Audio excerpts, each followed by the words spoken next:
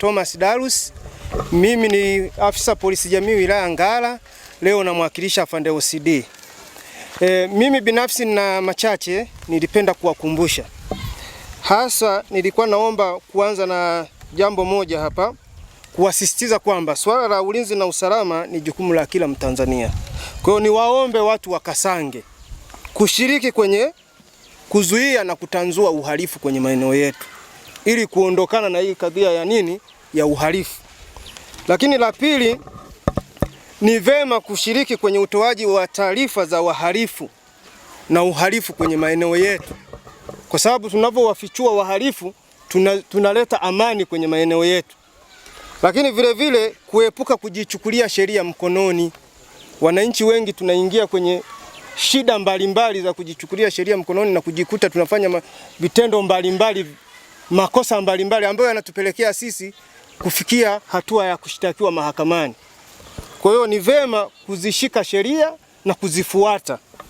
Lakini vile vile kujiepusha kushiriki kwenye matukio mbalimbali ya kiuhalifu, ikiwemo mauaji, wizi wa mifugo, wizi wa pikipiki, unyang'anyi, uvunjaji majumbani mchana na usiku. Vitendo hivi vinaturudisha nyuma kimaendeleo. Lakini vile vile kujiepusha na migogoro mbalimbali ndani ya jamii. Migogoro ya ardhi imekuwa ni chanzo cha uvunjifu wa amani. Pindi inapotokea, hakikisha unakwenda kuripoti kwenye mabaraza ya ardhi na kuepuka kujichukulia sheria mkononi.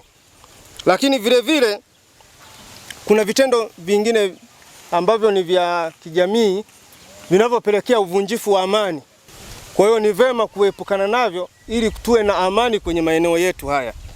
Lakini jambo jingine ni wasii vijana wetu wanaoendesha vyombo mbalimbali vya moto, kwa mfano bodaboda. Wengi wamekuwa wakivunja sheria mbalimbali za usalama barabarani, vitendo ambavyo vinapelekea kuongezeka kwa ajali, lakini wakati mwingine kusababisha vifo ndani ya jamii yetu. Kwa hiyo ni muhimu wote kufuata sheria za usalama barabarani. Lakini jambo la mwisho kabisa, ningewasihi kutunza amani na utulivu na uzalendo kwa nchi yetu, kwa sababu usipotunza amani na kuwa mzalendo kwa nchi yetu, basi tunafarakanisha amani. Nashukuru afande. Asante sana.